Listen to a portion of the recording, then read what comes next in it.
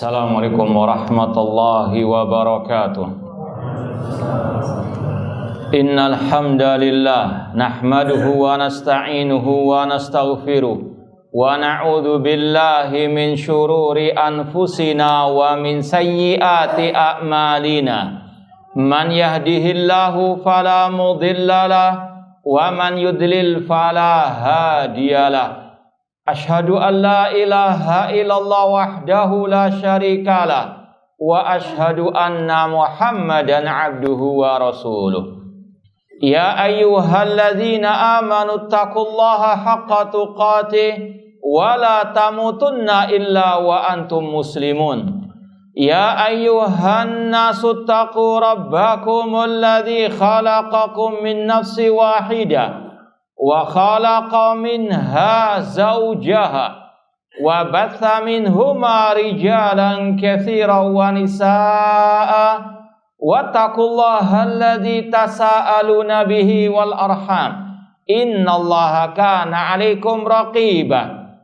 Ya ayyuhalladzina amanu taqullaha wa qulu qawlan sadida yuslih lakum a'malakum wa yaghfir lakum dhunubakum wa man yuti'illaha wa rasulahu faqad faza fawzan 'azima. Amma ba'd, fa inna asdaqal hadithi kitabullah wa khairal hadi hadi Muhammadin sallallahu alaihi wasallam wa syarrul umuri muhdatsatuha wa kullu muhdatsatin bid'ah wa kulla bid'atin dhalalah wa kulla dhalalatin finnar. Ma'asal muslimin, ikhwani fillah wa akhwati, bapak-bapak, ibu-ibu, saudara-saudariku rahimani wa rahimakumullah. Alhamdulillah, segala puji bagi Allah Subhanahu wa taala yang mempertemukan kita kembali setelah libur panjang Ramadan dalam kajian kitab Al-Aqidah Al-Wasithiyah oleh Syekhul Islam Ibnu Taimiyah rahimahullah dengan syarah atau penjelasan Asy-Syaikh Dr.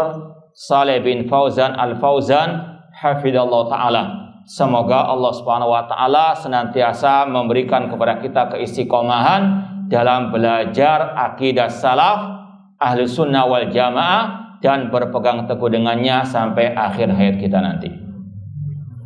Langsung saja kita lanjutkan. Kalau dicetakan yang ada di depan ana halaman 18, Syekhul Islam Ibnu Taimiyah rahimahullah berkata, wala yulhiduna fi asma'illahi wa ayatihi. Ahlu sunnah wal jamaah al-firqatun najiyah at-taifah al-mansurah, mereka tidak ilhad atau menyimpang dalam masalah nama-nama dan ayat-ayat Allah. Wala yukayyifun, mereka tidak membagaimanakan sifat-sifat Allah. Wala yumathiluna sifati bisifati khalqihi, dan mereka tidak menyerupakan sifat Allah dengan sifat makhluknya. Ini penegasan kembali dan sekaligus berlepas dirinya ahlu sunnah wal jamaah dari segala bentuk penyimpangan dalam khususnya nama-nama dan sifat-sifat Allah. Sekedar mengulang kembali kaidah atau kaidah dan akidah ahli sunnah tentang nama dan sifat Allah. Siapa yang bisa mendefinisikan apa tauhid asma wa sifat menurut ahli sunnah wal jamaah, yang sudah sering kita sampaikan khususnya di awal pembahasan kitab Al-Aqidah Al-Wasithiyah. Nah, ada yang bisa sekali lagi mendefinisikan apa itu tauhid asma wa sifat menurut ahli sunnah wal jamaah? Nah, masa tidak ada? Menetapkan apa yang Allah dan Rasulnya tetapkan atas sifat nama dan sifat Allah. Cukup itu aja, tanpa mentahrif, mentamsil, takyif. Naam, ahsanta, barakallahu fiik. Ini sekali lagi yang harus antum betul-betul pahami dan ingat selalu. Tauhid asma wa sifat menurut Ahlus Sunnah wal Jamaah adalah, kalau bahasa Arabnya, isbatu ma asbatahallahu li nafsihi min asma'i wa sifatihi fi kitabihi au ma asbatahu lahu rasuluhu sallallahu alaihi wasallam fi sunnatihi min ghairi tamtsilin wala takyifin wala tahrifin wala ta'til. Menetapkan apa yang ditetapkan oleh Allah bagi dirinya tentang nama-nama dan sifat-sifatnya dalam kitabnya, atau yang ditetapkan oleh Rasulnya Sallallahu Alaihi Wasallam dalam hadis-hadisnya yang sahih, tanpa diserupakan dengan makhluk, tanpa dibayang-bayangkan atau dibagaimanakan, tanpa diselewengkan maknanya, dan tanpa dinafikan. Ini yang harus selalu diingat dalam pembahasan tauhid asma wa sifat. Dan ini yang disampaikan oleh Syekhul Islam Ibnu Taimiyah rahimahullah di awal kitab ini. Lanjutannya, beliau mengatakan, dan Ahlus Sunnah wal Jamaah tidak ilhad. Kita akan baca sekarang penjelasan dari Syekh Shalih bin Fauzan hafidhallahu taala. Apa itu ilhad dan macam-macamnya? Kata beliau, Syekhul Islam Ibnu Taimiyah mengatakan, wala yulhiduna fi asma'illah wa ayatihi. Ahlus Sunnah wal Jamaah tidak ilhad dalam nama-nama Allah dalam ayat-ayatnya. Al-ilhad secara bahasa artinya al-mail wal udul anisyai, yaitu kecondongan terhadap atau kepada sesuatu. Ya, kalau kita tadi ringkasnya, al-ilhad adalah penyimpangan. Ya, secara ringkasnya demikian. Namun secara bahasa Arab itu arti al-mail wal udul anisyai. Wa minhu al-lahad fil qabr. Dari sinilah ada istilah lahat, liang lahat. Ya, kita juga menyebut liang lahat kan? Meskipun secara fakta antara bahasa dan kenyataan ini berbeda. Ya. Dan ini salah satu contoh beberapa bahasa kosakata bahasa Arab yang diadopsi dalam bahasa Indonesia, tapi beda artinya. Arti dalam bahasa aslinya bahasa Arab dengan bahasa Indonesia. Seperti yang sering kita contohkan, fitnah, jangan kamu fitnah saya. Artinya apa? Menuduh saya dengan tuduhan yang dusta. Dan pakai ayat wal fitnatu asyaddu minal, padahal arti fitnah dalam ayat itu adalah al-kufru, kekafiran, lebih dahsyat, lebih parah daripada pembunuhan. Contoh lagi, silaturahim. Silaturahim itu secara bahasa Arab dan bahasa syariat, bahasa para ulama, itu hanya untuk karib kerabat yang ada kekerabatan, ya, entah itu ayah kita, ibu kita, saudara-saudari kita, paman dari bapak, dari ibu, atau tante, atau saudara-saudari bapak ibu. Itu namanya apa? Karib kerabat yang kita diwajibkan menjalin tali silaturahim. Bukan dengan orang yang di luar karib kerabatan kita. Paham ya? Ya, ini sekedar contoh. Di sini juga demikian. Secara asal, ya, kalau antum belajar masalah ahkamul janais, cara pemakaman dalam Islam ada dua metode. Dengan asyak, ya, asyak itu seperti yang kita lihat sendiri di pemakaman kita. Digali pemakaman itu, dilobangi, kemudian mayat langsung dimasukkan. Itu namanya asyak. Tapi kalau al-lahad, setelah digali, ya, pemakaman itu, kemudian salah satu sisinya dilobangi lagi, maka dinamakan apa? Al-lahad. Ya. Jadi tidak langsung dimasukkan pasti, ya, turun liang lahat tersebut. Ada, ya, yang digali lagi di salah satu sisinya. Kemudian mayat dimasukkan kayak dilaci demikian. Paham ya? Itu namanya apa? Al-lahad. Mungkin yang pernah umrah atau haji ikut pemakaman di Baqi ataupun di Mekah, Baqi di Madinah atau di Mekah, kalau mengikuti pasti akan lihat bagaimana mayit itu tidak langsung dimasukkan pas di turun liang lahat, namun masih ada istilah sisi lain dimasukkan ke dalamnya. Itu namanya lahat. Sebetulnya liang lahat itu tadi masih digali lagi sampingnya, bukan langsung dimasukkan demikian. Paham enggak? Nah, cuma sebenarnya ini namanya secara bahasa al-lahat demikian. Dua-duanya diperbolehkan. Sumya bidzalik limailihi wan hirafi an samtil hafar ila jihatil qiblah. Dinamakan liang lahat itu karena tadi ada sisi yang digali lagi untuk mayit dihadapkan ke arah kiblat. Nah, cuma secara ringkas al-ilhad adalah penyimpangan. Ahlus sunnah tidak yulhidun, tidak ilhad, yaitu tidak menyimpang dalam nama-nama dan sifat-sifat Allah. Wal ilhad fi asma'illah wa ayatihi huwal udul wal mailu biha an haqaiqiha wa ma'aniha as-sahihati ilal batil. Dan definisi ilhad dalam nama-nama dan sifat Allah dan ayat-ayatnya yaitu berpaling, menyimpang dari hakikat nama-nama Allah dan makna-maknanya yang sahihah kepada yang batil. Ya, sekali lagi, al-ilhad dalam nama-nama Allah artinya penyimpangan dalam masalah nama-nama Allah Subhanahu wa taala. Wal ilhad fi asma'illah wa sifatihi anwa'un.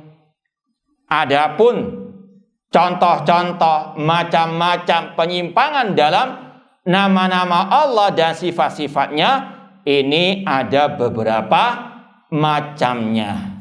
Dan sudah kita sampaikan tadi dalam definisi ada 4 penyimpangan. Apa saja itu? Ya, tamsil atau tasbih, menyerupakan sifat Allah dengan sifat makhluk. Yang kedua apa? Ya, membayangkan, bagaimanakan sifat Allah. Yang ketiga apa? Takyif sudah tadi. Tahrif, menyelewengkan. Kemudian ta'til. 4 itulah salah satu atau beberapa contoh al-ilhad dalam nama-nama dan sifat Allah. Ditambahkan di sini beberapa hal yang lainnya dalam masalah penyimpangan dalam pembahasan nama-nama dan sifat Allah.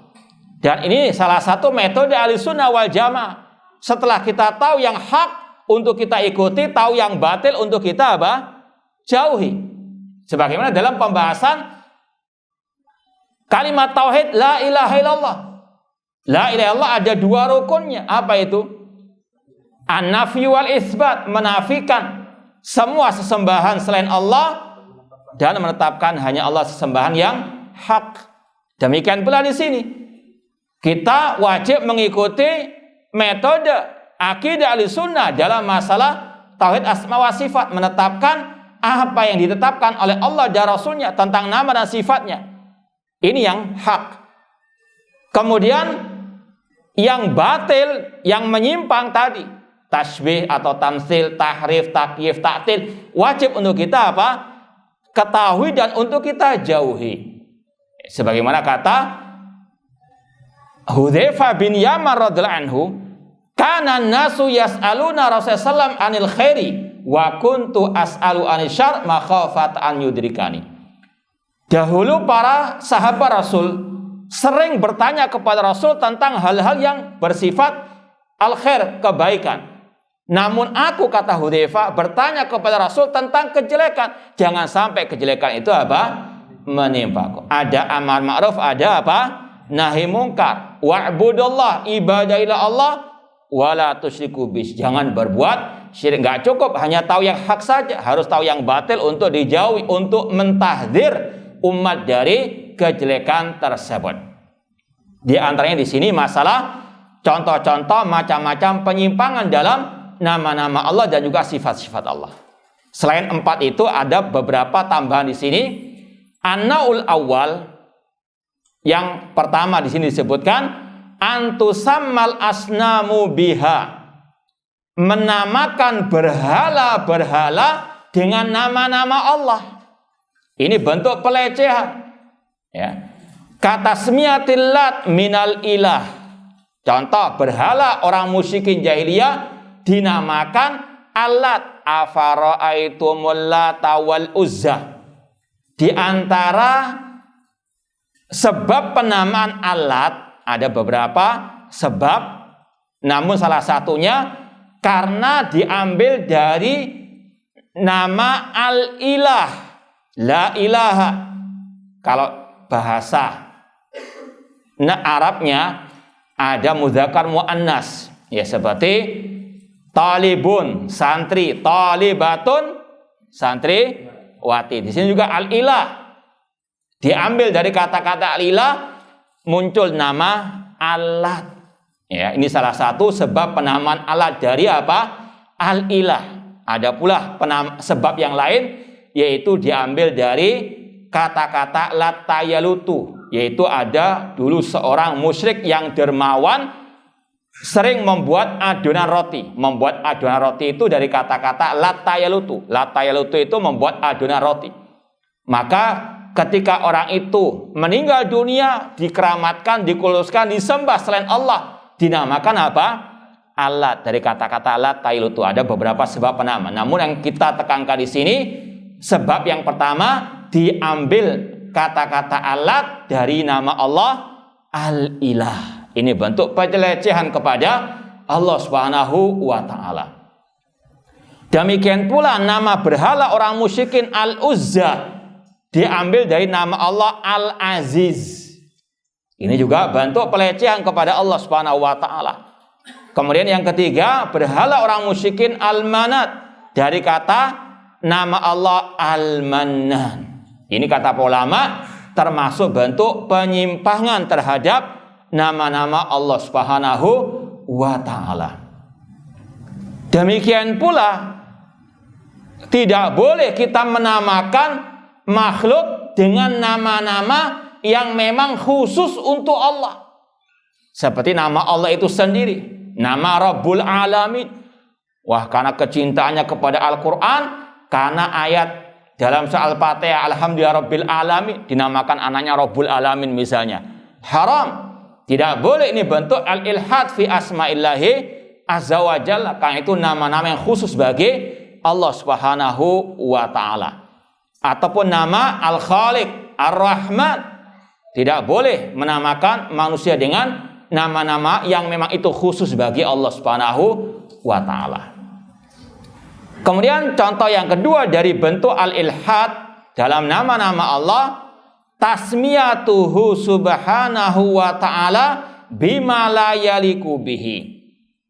Menamai Allah dengan nama-nama yang tidak layak bagi Allah, atau menamai Allah dengan yang tidak ada dalilnya yang sahih tentangnya. Contoh di sini kata tasmiyatin nasara lahu abad, seperti orang-orang Nasara menyebut Allah, menamai Allah dengan Tuhan Bapa misalnya. Ini termasuk al-ilhad fi asma'illahi azza wa jalla. Wa tasmiyatil falasifati lahu mujiban au illatan fa'ila. Atau seperti kelompok filsafat yang menamakan Allah dengan kata-kata mujiban atau illa fa'ilah, sebab munculnya segala sesuatu, atau sebab segala sesuatu, illa fa'ilah. Ya, ini sekali lagi bentuk al-ilhad fi asma'illah. Atau juga demikian menamai Allah dengan nama-nama yang Allah tidak namakan dirinya dengannya. Seperti nama Ad-Dahru. Ad-Dahru itu artinya waktu. Ada sebagian orang yang salah paham tentang hadis, la tasubbud dahra fa ini dahru. Jangan mencaci maki ad-dahr, waktu, karena aku adalah ad-dahru. Padahal makna dari hadis itu adalah ana khaliqud dahri, aku adalah pencipta waktu. Uqallibul laila wan nahar. Karena lanjutannya Rasul mengatakan, Allah berfirman, akulah yang membolak-balikkan waktu tersebut. Jadi intinya sekali lagi, nama Allah itu kata para ulama tauqifiyah. Tidak boleh menetapkannya kecuali dengan dalil. Allah punya nama Ar-Rahman, dalilnya Ar-Rahman, Ar-Rahim. Allah punya nama Al-Malik, Al-Malikul Quddus dan seterusnya. Ini kaidah Ahlussunnah, nama-nama Allah itu tauqifiyah, harus berdasarkan dalil. Kalau ada yang mengarang nama Allah tanpa dalil, termasuk ke dalam al-ilhad, penyimpangan dalam nama-nama Allah. Karena itu bentuk berdusta atas nama Allah. Wa man adlamu mimman iftara 'alallahi kadziba. Siapakah yang lebih zalim daripada orang-orang yang berdusta atas nama Allah Subhanahu wa taala. An-nau' tsalis, macam yang ketiga, contoh yang ketiga dari al-ilhad dalam nama-nama dan sifat Allah, wasfuhu subhanahu wa ta'ala bima yunazza anhu minan naqais. Mensifati Allah dengan hal-hal yang Allah sucikan dirinya darinya, atau mensifati Allah dengan sifat-sifat yang di situ ada kandungan aib atau kekurangan di dalamnya. Wasfuhu subhanahu wa ta'ala bima yunazza anhu minan naqais, atau yunazzi'u anhu minan naqais. Sifat-sifat atau mensifati Allah dengan sifat-sifat yang tidak layak bagi Allah, yang Allah mensucikan dirinya darinya. Kaqaulil yahud alladzina qalu innallaha faqirun wa nahnu aghniya. Seperti ucapan orang-orang Yahudi yang mengatakan sesungguhnya Allah itu fakir, adapun kami kaya, kata orang-orang Yahudi. Ini kelakuan orang-orang Yahudi melecehkan Allah Subhanahu wa ta'ala. Mereka juga mengatakan kaqaulihim yadullahi maghlula, tangan Allah terbelenggu. Dan Allah pun membantah ucapan mereka. Wa qalatil yahudu yadullahi maghlula hulat aidihim wa lu'inu bima qalu bal yadahu mabsutatan yunfiku kaifa yasha. Orang Yahudi mengatakan tangan Allah terbelenggu. Allah bantah, merekalah yang tangannya terbelenggu, dan mereka dilaknat atas apa yang mereka ucapkan. Ini ancaman dari Allah bagi yang mensifati Allah dengan sifat-sifat yang tidak layak bagi Allah. Wa lu'inu bima qalu, mereka dilaknat disebabkan karena ucapan mereka yang mensifati Allah dengan sifat-sifat yang tidak layak bagi Allah. Bahkan kata Allah bal yadahu mabsutatan.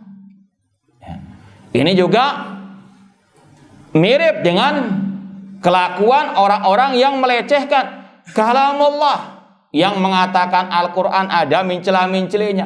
Ini bentuk pelecehan kepada Allah, kepada kalamullah. Maka hati-hati, walu'inu bima qalu, mensifati tangan Allah dengan tadi maghlula, terbelenggu.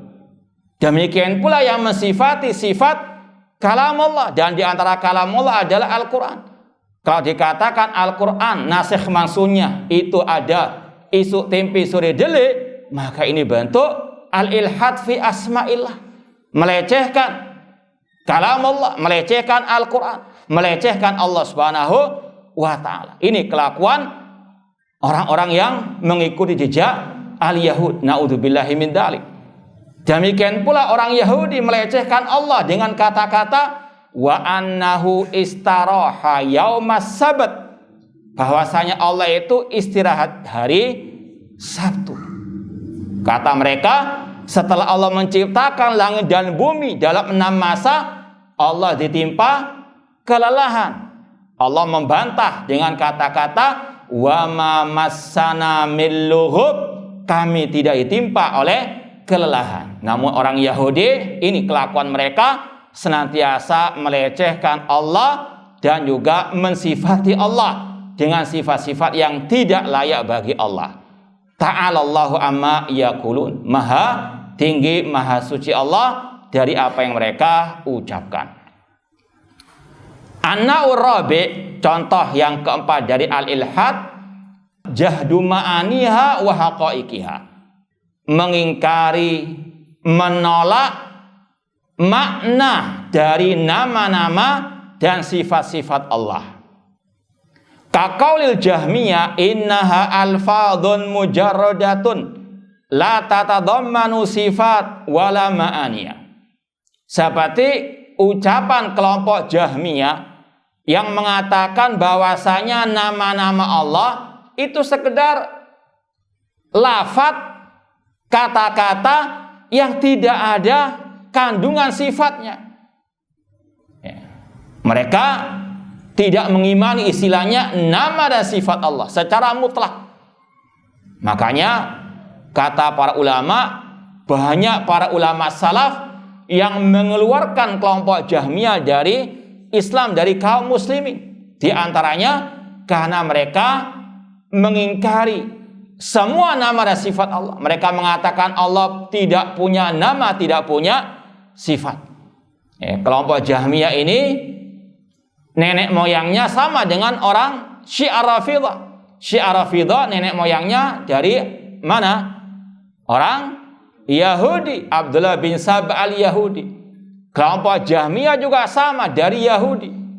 Seperti yang pernah kita sampaikan, silsilah guru besarnya, pelopornya kelompok Jahmiyah. Siapa yang bisa menyebutkan? Ya, Jahm bin Safwan. Kemudian gurunya siapa? Silsilah ada 5 nama. Nah, yang paling bahwa sendiri dan kepadanya dinisbatkan kelompok itu yaitu Jahm bin Safwan Al-Jahmiyah, dari nama tokohnya Jahm bin Safwan. Jahm bin Safwan punya guru namanya yang disembelih di hari raya Idul Adha oleh Khalid bin Abdul Al-Qasri, gubernur Basrah atau Kufah. Siapa namanya? Ja'ad bin Dirham. Ja'ad bin Dirham punya guru lagi namanya Aban bin Sam'an. Aban bin Sam'an punya guru lagi namanya Talut. Dan yang terakhir, guru besar mereka, nenek moyang mereka yang kita katakan tadi dari orang-orang Yahudi, yaitu yang pernah menyihir Rasulullah SAW. Siapa namanya? Labid bin Al-Aqsam Al-Yahudi. Jadi silsilahnya kelompok Jahmiyah sama dengan Syiah Rafidhah. Makanya banyak para ulama yang mengkafirkan dua kelompok tadi, karena itu adalah produksinya Yahudi, made in Yahudi. Nah, qatalahumullah. Kelompok Jahmiyah, saya ulangi lagi, tadi dinisbatkan kepada tokohnya Jahm bin Safwan. Jahm bin Safwan punya guru Ja'ad bin Dirham. Ja'ad bin Dirham punya guru namanya Aban bin Sam'an. Aban bin Sam'an punya guru namanya Talut. Talut punya guru namanya Labid bin Al-Aqsam Al-Yahudi yang pernah menyihir Rasulullah SAW. Kelompok Jahmiyah punya akidah kufur, yaitu mengingkari semua nama dan sifat Allah. Kalau mau disebutkan di antara keyakinan mereka yang sesat dan kufur, yaitu meyakini akhirat tidak kekal, surga dan neraka tidak kekal, mengatakan Al-Quran makhluk, mengatakan bahwasanya iman hanya sekedar ma'rifah, mengenal Allah. Mereka mengingkari ru'yatul mu'minin rabbahum yaumal qiyamah, mengingkari adab kubur dan seterusnya. Maka sekali lagi banyak ulama salaf yang mengkafirkan kelompok Jahmiyah. Di antaranya Imam Al-Bukhari. Seperti yang sering kita nukil ucapan beliau, aku tidak mau sholat di belakang orang Yahudi, di belakang orang Nasrani, atau di belakang kelompok Syiah Rafidhah dan kelompok Jahmiyah. Artinya apa? Imam Bukhari menjadikan Syiah Rafidhah, Jahmiyah sama dengan Yahudi dan Nasara, mengkafirkan mereka semuanya. Kata kelompok Jahmiyah, As-Sami' la yadullu ala sam'in. Nama Allah As-Sami tidak menunjukkan tentang sifat Allah as-sam' pendengaran. Wal basir la yadullu ala basar. Al-Basir, Allah punya nama Al-Basir tidak menunjukkan akan sifat pendengaran atau penglihatan. Wal hayyu la yadullu alal haya wa nahwu dzalik. Demikian pula kata mereka, Allah punya nama Al-Hayyu, Al-Hayyul Qayyum, namun nama Al-Hayyu tidak menunjukkan akan sifat kehidupan. Intinya, kelompok Jahmiyah menafikan, mengingkari semua nama dan sifat Allah Subhanahu wa taala. Ini termasuk al-ilhad dalam nama-nama dan sifat-sifat Allah Subhanahu wa taala. Ini yang kita sampaikan tadi termasuk at-ta'til, ya. Tanpa ditamsil, takyif, tahrif, ta'til. Ini termasuk bagian daripada at-ta'til, menafikan ataupun menolak nama dan sifat Allah. Ada yang menolak semua nama dan sifat Allah yaitu Jahmiyah, ada pula yang menolak sifat-sifat Allah saja seperti kelompok Al-Mu'tazilah. Itu juga sama dalam kategori al-ilhad. Kemudian an-naul khamis, contoh yang kelima dari al-ilhad dalam nama-nama Allah adalah tashbihu sifatihi bi sifati khalqihi. Menyerupakan sifat Allah dengan sifat makhluk. Kaqaulil mumatsil yaduhu kayadi. Menyerupakan sifat Allah dengan sifat makhluk seperti ucapan kelompok musyabbiha atau kelompok al-mujassimah. Mungkin yang ikut kajian kita terakhir sebelum libur Ramadan masih ingat istilah al-jism, tajsim, mujassimah. Ahlul bidah menuduh dakwah salafiyah atau salafiyin dengan istilah mujassimah, mentajsim, yaitu menyerupakan Allah dengan makhluk. Naudzubillah min dzalik, ini tuduhan dusta. Kita sudah sampaikan berulang kali, kita menetapkan tanpa menyerupakan. Bedakan antara sekedar menetapkan dengan menyerupakan. Ketika kita mengatakan Allah punya wajah, sebagaimana firman-Nya wa yabqa wajhu rabbika dzul jalali wal ikram, bukan berarti kita menyamakan wajah Allah dengan wajah makhluk. Ya. Ini kegagalan paham ahli al-bidah. Seperti kalau kita mengatakan, ya, saya melihat, ya, kambing dengan wajahnya yang tampan misalnya, bukan berarti ana menyamakan wajah kambing dengan wajah manusia. Sekali lagi, sekedar menetapkan, tidak harus tidak melazimkan menyerupakan dengan makhluk. Allah sendiri menetapkan, tapi bukan berarti menyerupakan sifatnya dengan sifat makhluk. Ya.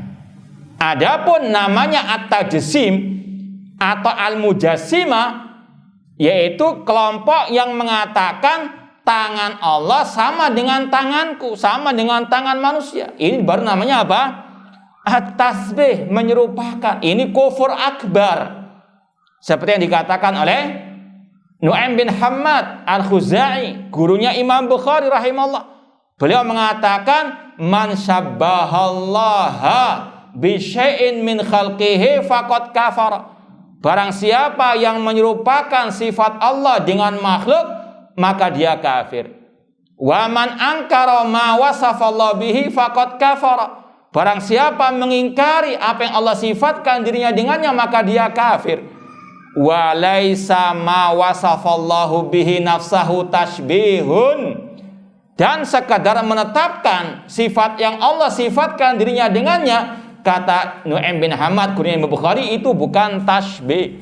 Namanya tasbih itu kalau ada ini sama dengan itu, baru namanya at-tasbih. Kalau sekedar menetapkan, tidak mesti namanya at-tasbih. Termasuk ilhad, penyimpangan dalam nama dan sifat Allah, kalau ada orang yang mengatakan tangan Allah, wajah Allah, sifat Allah sama dengan tangan wajah makhluk misalnya. Ila ghairi dzalika ta'ala Allah. Allah berfirman, laisa kamitslihi syai'un wa huwas samiul basir. Laisa kamitslihi itu pensucian Allah dari penyerupaan terhadap makhluk. Wa huwas samiul basir, penetapan. Digabungkan arad durah itu, menetapkan tanpa menyerupakan, mensucikan tanpa menafikan. Itu manhaj Al-Quran dalam nama dan sifat Allah. Laisa kamisli syai'un, mensucikan. Wa huwas samiul basir, menetapkan. Menetapkan disertai dengan pensucian dari penyerupaan. Pensucian tanpa penafian, menetapkan tanpa menyerupakan. Ini manhaj Ahlus Sunnah wal Jamaah dalam tauhid asma wa sifat, sesuai dengan firman Allah, laisa kamislihi syai'un wa huwas samiul basir. Adapun ahli bid'ah, mereka hanya mengambil sepotong. Allah nggak punya nama, nggak punya sifat. Dalilnya apa? Laisa kamislihi. Allah nggak punya wajah, dalilnya laisa kamislihi. Padahal ayat setelahnya wa huwas samiul basir, Allah menetapkan Allah punya sifat, punya nama, namun tidak boleh diserupakan dengan makhluk. Ini 5 contoh macam-macam al-ilhad. Ini wallahualam dinukil dari ucapan Imam Ibnu Qayyim rahimahullah dalam kitab beliau Al-Badail Fawaid. Meskipun tadi ini bukan pembatasan hanya 5, seperti yang kita sampaikan, ada namanya at-tahrif, yaitu menyelewengkan makna ayat-ayat hari-hari sifat kepada makna yang batil. Istiwa diartikan menguasai, ini namanya ilhad juga, penyimpangan. Karena apa? Menyelewengkan dari makna yang sebenarnya. Tangan Allah diartikan kekuasaan dan seterusnya. Allah turun ke langit dunia, kata mereka, itu artinya turun rahmatnya. Ini juga ilhad fi asma'illah wa sifatihi. Demikian pula termasuk al-ilhad at-tafwid, yaitu menyerahkan makna ayat-ayat sifat, hadis-hadis sifat kepada Allah. Kalau ditanya apa arti ar-Rahman ala asyistawa, apa arti istiwa, wallahu a'lam. Apa arti bal yadahu mabsutatan, wallahu a'lam. Apa arti Allah turun ke langit dunia, Allahu a'lam. Hanya Allah yang tahu makna-makna ayat-ayat sifat atau hadis sifat. Ini namanya ajaran mufawwidah. Kata Syekhul Islam, al-mufawwidah syar'u ahlil bidah. Kelompok mufawwidah sejelek-jelek ahli bidah. Karena apa? Dalam ucapan mereka terkandung tuduhan yang keji kepada Al-Quran, kepada Rasul, kepada para sahabat. Tuduhan keji kepada Al-Quran. Al-Quran memerintahkan kita untuk mentadabburi ayat-ayatnya. Afala yatadabbarunal Quran. Dan dalam Al-Quran banyak pembahasan tentang apa? Sifat-sifat Allah.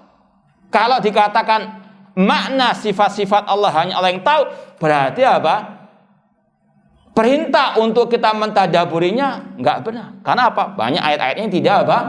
Tidak bisa dipahami. Na'udzubillah min tuduhan keji kepada Al-Quran. Demikian pula kalau mereka mengatakan hanya Allah yang tahu makna ayat-ayat sifat, hadis-hadis sifat, berarti Rasul tidak tahu. Makanya ulama menyebut mereka dengan istilah ahlu tajhil, kelompok yang membodohkan Rasul, menuduh Rasul itu tidak paham, jahil terhadap ayat-ayat sifat, hadis-hadis tentang sifat. Na'udzubillah min dzalik.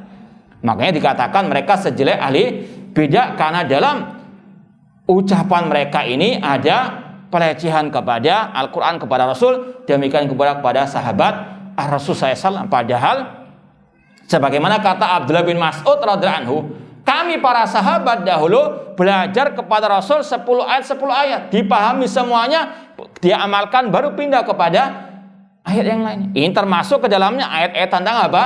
Sifat.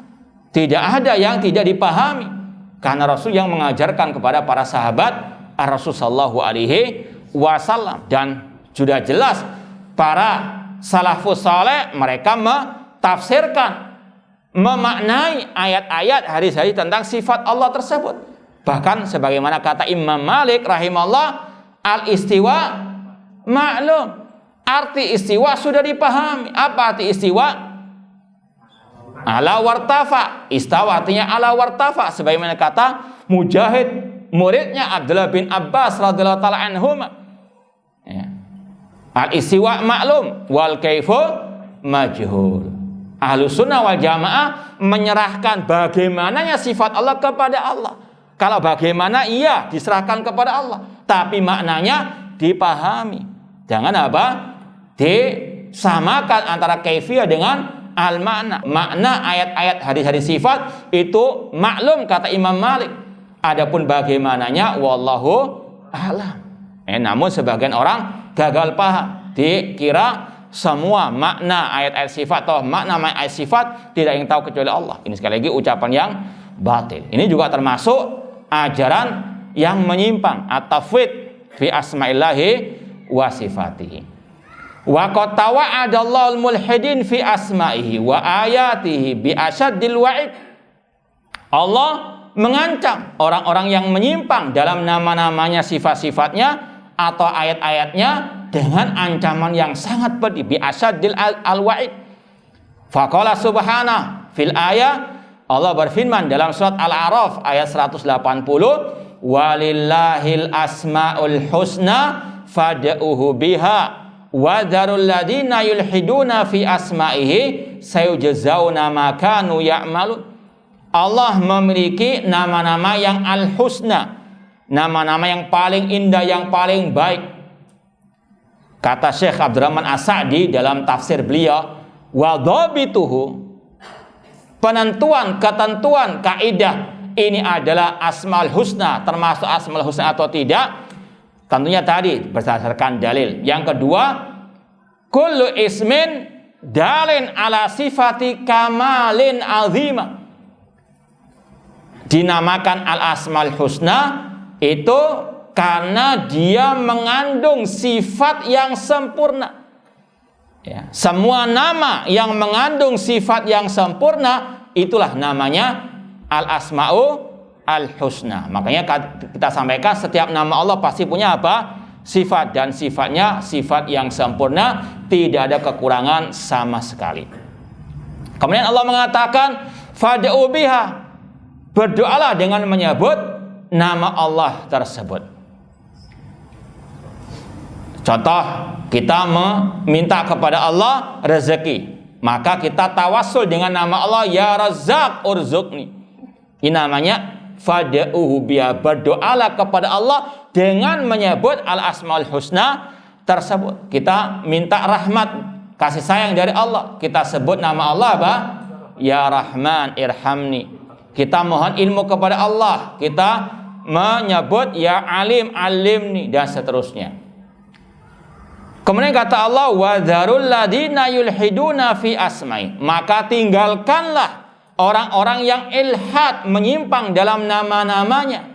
Sayujzauna ma kanu ya'malun, mereka akan diberikan balasan, azab, iqab atas apa yang mereka perbuat. Ini ancaman dari Allah Subhanahu wa taala. Dan seperti yang kita isyaratkan tadi, orang Yahudi di antara sebab mereka dilaknat karena mereka apa? Menyimpang dalam nama-nama dan sifat Allah, walu'inu bima qalu. Ini sekali lagi ayat tentang ancaman, larangan dari ilhad, menyimpang dalam masalah nama-nama dan sifat Allah Subhanahu wa taala. Kemudian Asy-Syaikh menyebut ayat ke-40 dari surat Fussilat, ini tentang al-ilhad fi ayatillah. Innal ladzina yulhiduna fi ayatina la yakhfauna alaina. Sesungguhnya orang-orang yang ilhad, menyimpang dalam ayat-ayat kami, mereka tidak tersembunyi atas kami. Artinya akan diberikan balasan di hari kiamat kelak. Kalau kita mau jelaskan apa contoh-contoh al-ilhad fi ayatillah, ini antum bisa lihat lagi juga dalam Syarah Aqidah Wasithiyah oleh Syekh Muhammad bin Shalih Al-Utsaimin. Beliau sebutkan contoh-contohnya. Namun di sini tidak dijelaskan oleh Syekh Shalih bin Fauzan, kita tambahkan sedikit. Ayat Allah ada dua, kata para ulama. Ayat kauniyah, yaitu seperti langit dan bumi, ciptaan-ciptaan Allah Subhanahu wa taala. Insyaallah kita lanjutkan ba'dal adzan. Kalau ada yang mau ditanyakan silakan ditulis di kertas. Wallahu taala alam. Ya, kita lanjutkan sedikit tentang contoh atau macam-macam ilhad fi ayatillah. Kata ulama, ayat Allah ada dua, ayat kauniyah dan ayat syar'iyah. Ayat kauniyah itu adalah makhluk-makhluk ciptaan Allah. Wa min ayatil lail wan nahar wasyamsu wal qamar. Allah mengatakan di antara ayat-ayat Allah adalah malam dan siang, matahari dan bulan. Ini ayat-ayat apa? Kauniyah, makhluk-makhluk ciptaan Allah. Maka harus kita yakini semua itu adalah makhluk ciptaan Allah. Yang mengatakan mereka tidak diciptakan oleh siapapun, maka ini namanya ilhad. Seperti kelompok ateis yang tidak mempercayai, mengimani adanya pencipta alam semesta. Ya, atau seperti kelompok filsafat yang mengatakan alam tercipta dengan sendirinya. Na'udzubillah min dzalik. Ya, ini sekali lagi termasuk ilhad fi asma'illah. Atau menyandarkan ciptaan-ciptaan Allah, makhluk-makhluk Allah kepada selain Allah. Sebagaimana kata Rasul dalam hadits qudsi ketika turun hujan, Allah berfirman, asbaha min ibadi mu'minun bi kafirun bil kawakib. Pagi hari ada orang yang beriman kepadaku, ada yang kafir kepada bintang-bintang. Namun ada juga yang kafir kepadaku dan beriman kepada bintang-bintang. Yang mengatakan hujan turun karena bintang ini dan bintang itu, maka dia kafir kepadaku, beriman kepada bintang-bintang tersebut. Artinya menisbatkan penciptaan hujan kepada apa? Bintang-bintang. Ini termasuk ilhad fi ayatillah al-kauniyah.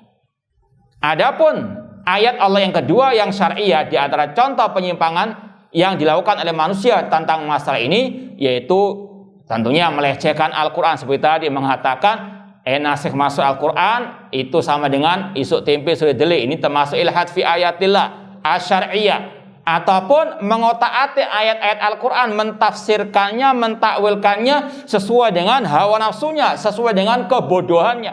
Ini termasuk apa? Ilhad fi ayatillah asyariyah.